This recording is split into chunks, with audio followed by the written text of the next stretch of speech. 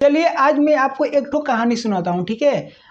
एक गांव होता है और गांव में एक ठो बहुत छोटा सा परिवार होते हैं। परिवार में एक पिता होते हैं और पिता का नाम रमेश होता है और रमेश के दो बच्चियां होती है। एक का नाम रिंकी होता है, रिंकी का उम्र 8 साल का होता है और एक बच्ची का नाम मिंकी होता है, मिंकी का उम्र 12 साल का होता है। और जो रिंकी मिंकी होती है, जो उनकी माँ होती है और माँ उसकी इस दुनिया में अब नहीं है, उसकी माँ इस पार कर गई है। और जो रमेश होते हैं ना, रमेश डेली के डेली काम के लिए वो शहर जाते हैं, गांव से शहर जाते हैं। और गांव से शहर की दूरी कम से कम 15-16 किलोमीटर होगा।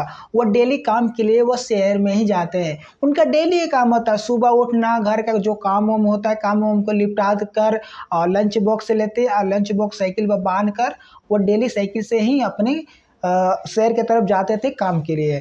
उनका डेली का यही लगा रहता था। लेकिन ये तीनों परिवार एक दूसरे से बहुत ज़्यादा खुश होते हैं और इनकी ज़िंदगी में कुछ नहीं चाहिए। ये तीनों अपने ज़िंदगी में बहुत ज़्यादा खुश होते हैं।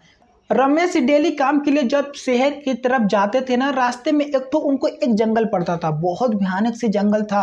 और जंगल में बहुत तरह तरह की आवाज़ आते थे, बहुत भयानक सी चीखने की आवाज़, चिल्लाने की आवाज़ आता था, बहुत अजीबोगरीब आवाज़ आता था। और उसमें पेड़ ऐसे ऐसे थे कि बहुत डरावने डरावने से ऐसे पेड़ थे कि भाई देखकर किसी के भी होश खराब हो जाए। लेकिन रमेश उसी रास्ते से, जंगल से होकर ही डेली की तरफ, गाँव से शहर की तरफ जाते थे डेली काम के लिए। उनका डेली का लगा रहता और डेली जाते डेली आते, शहर से होकर डेली सीधे घर आते और घर से सीधे शहर की तरफ जाते थे काम के लिए। लेकिन ये तीनों एक दूसरे की ज़िंदगी में बहुत ज़्यादा खुश होते हैं। इनकी ज़िंदगी में और कुछ नहीं चाहिए, बस ये तीनों अपनी ज़िंदगी में बहुत ज़्यादा खुश होते हैं। लेकिन एक दिन एक को त्यौहार पड़ता है। त्योहार होता है दिवाली का दिन। दिवाली पर रमेश का काम उस दिन छुट्टी होता है। रमेश करते क्या है कि घर पर जो उनका मिट्टी का घर होता है, मिट्टी के घर पर वो जो नहीं होता गांव में, आपने अक्सर देखा होगा कि दीवार की मिट्टी पर हाथी बनाना, फूल बनाना बना रहे होते हैं। तो ऐसे ही घर को बहुत ज़्यादा से साफ कर रहे होते हैं, दीवार पर पेंटिंग बना रहे होते हैं। तभी अचानक जो उनकी छोटी बेटी होती है मिंकी, तो आकर बोलती है कि पापा पापा मुझे एक को नई ड्रेस चाहिए और मुझे पटाखे भी चाहिए और मुझे मिठाई भी चाहिए, तो मुझे लाकर दीजिए, कहकर रोने लगती है। तो रमेश क्या होता है कि रमेश बड़ा चिंतित हो जाती है कि भाई इतना तो पैसा है नहीं मेरे पास, इतना पैसा कहाँ से आएगा, इसको कपड़े भी चाहिए, मिठाई भी चाहिए, पटाखा भी चाहिए, तो इसका मैं इतना लिया कर दूँ कहाँ से।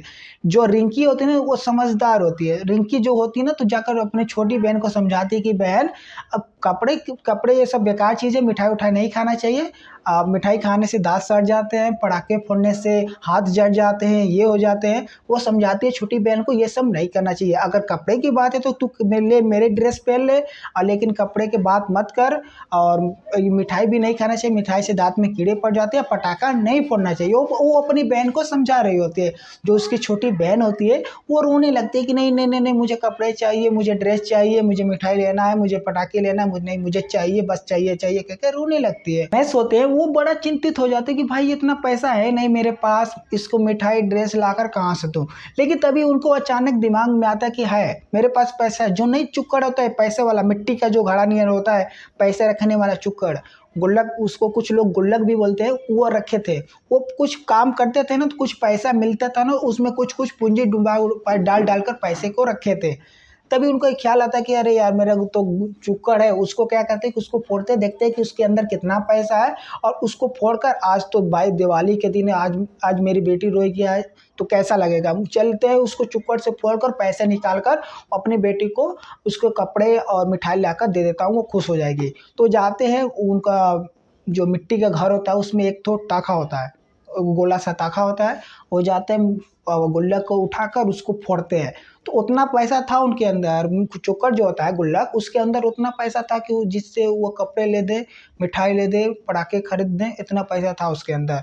वो देखकर रमेश जी खुश हो जाते हैं कि भाई इतना है मेरे पास पैसा है। रमेश बहुत खुशी मन से अपनी झोपड़ी के घर में से बाहर निकल कर आते हैं और बोलते हैं कि बेटी तुम अपनी छोटी बहन का ख्याल रखना, मैं जाता हूँ शहर की तरफ और कुछ कपड़े ले आऊँगा, कुछ नए नए कपड़े और कुछ मिठाई और कुछ पटाखे लेकर मैं शहर से लेकर आ रहा हूँ। तो उनकी बड़ी बेटी बोलती है कि ठीक है पापा जाइए, लेकिन बहुत जल्दी लौट कर आइएगा, मैं आपका इंतजार करूँगी।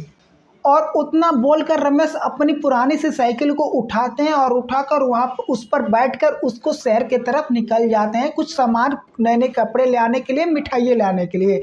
तो साइकिल से पर बैठकर उस शहर की तरफ निकल जाते हैं। तो फिर से रास्ते में वही जंगल, उसी चीखने चिल्लाने की आवाज़, उसी रास्ते में भयानक भयानक आवाज़, रोने की आवाज़ रमेश को सुनाई पड़ने लगता है जंगल में। तो रमेश को इस टाइम में कोई फ़र्क नहीं पड़ता है, क्योंकि रमेश का रोज़ की आदत बन गया था।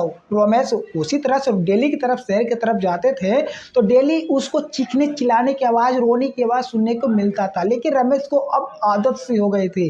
लेकिन इससे रमेश का कोई फ़र्क नहीं पड़ता है, क्योंकि उस साइकिल से उसको डायरेक्ट सीधे जाते हैं शहर की तरफ। पहले शहर में पहुँच कर करते क्या है कि पहले नए नए कपड़े, दोनों बेटी के लिए नए नए कपड़े लेते हैं और रंग बिरंगी अपनी बेटी के लिए मिठाइयाँ लेते हैं, पटाखे खरीदते हैं, कुछ सामान लेते हैं। लेकिन रमेश के पास इतना पैसा नहीं होता है कि कुछ अपने लिए कुछ कपड़े ले दे, कुछ अपने लिए सामान खरीद ले। रमेश के पास इतना पैसा नहीं होता है कि कुछ अपने लिए भी सामान ले ले। तो रमेश के पास पैसा बहुत कम होता है, क्योंकि उनकी पैसा उसी में ख़त्म हो गया था, क्योंकि अपनी दोनों बेटी के लिए नई ड्रेस लेते हैं, मिठाइयाँ लेते हैं, पटाखे खरीदते हैं, तो उतना ही में पैसा उनकी ख़त्म हो गया होता है। लेकिन शाम भी हो रही थी और उनको वहाँ से लौटना भी था और घर भी पहुँचना था। लेकिन रमेश जैसे ही देखते हैं कि शाम हो रहा है तो अपनी साइकिल को बहुत तेज़ी से उठाते हैं और वहाँ से घर की तरफ बहुत तेज़ी से निकल पड़ते हैं। जैसे रमेश घर की तरफ लौटते हैं ना, तो फिर से उनको वही जंगल पड़ता है, फिर से वही भयानक आवाज़। लेकिन यहाँ पर फिर से रोने चिल्लाने, किसी के चिल्लाने रोने की आवाज़ सुनने को मिलता है। लेकिन यहाँ पर रमेश डर जाते हैं, क्योंकि कुछ ऐसी ऐसी चीख होती है ना, तो दोस्तों वहाँ पर जो रमेश कभी सुने भी नहीं थे, वैसी वैसी उनको आवाज़ वहाँ पर अब सुनने को मिलता है। रमेश इससे सुनकर और भी ज़्यादा डर जाते हैं और ऊपर से अंधेरा भी हो गया होता है। लेकिन रमेश इतनी तेज़ी से साइकिल चला रहे थे ना, कि इतनी तेज़ी से रफ्तार में साइकिल चला रहे थे कि उनको आगे से लोग भी नहीं रहा था कि आगे क्या है, आगे से उसको ठीक से लोग भी नहीं रहा था कि आगे है क्या। इतनी रफ्तार में तेज़ी से साइकिल को चला रहे होते हैं। रमेश बहुत तेज़ी से साइकिल चलाते चलाते उस घर की तरफ आते हैं, लेकिन इतनी अंधेरे होता है कि उसको ठीक से लौकता भी नहीं है कि आगे है क्या, आगे आगे है क्या, उसके पीछे उसको आगे से ठीक से लौकता नहीं कि आगे है क्या। लेकिन वहाँ पर उसके पास ही जंगल में एक को बरगद का पेड़ होता है, बहुत भयानक सा बरगद का पेड़ होता है। और रगी रमेश को वहाँ पर नहीं लगता है कि बरगद का पेड़ है, और अपनी तेज़ी से साइकिल को चलाते चलाते रफ्तार में जा रहे होते, तभी उस साइकिल उनको जाकर बरगद से पेड़ से टकरा जाती है और रमेश वहाँ से तुरंत उठकर जाकर उनकी सर बरगद से पेड़ से लग जाता है और उसकी सर से बहुत तेज़ी से खून आ रहा होता है।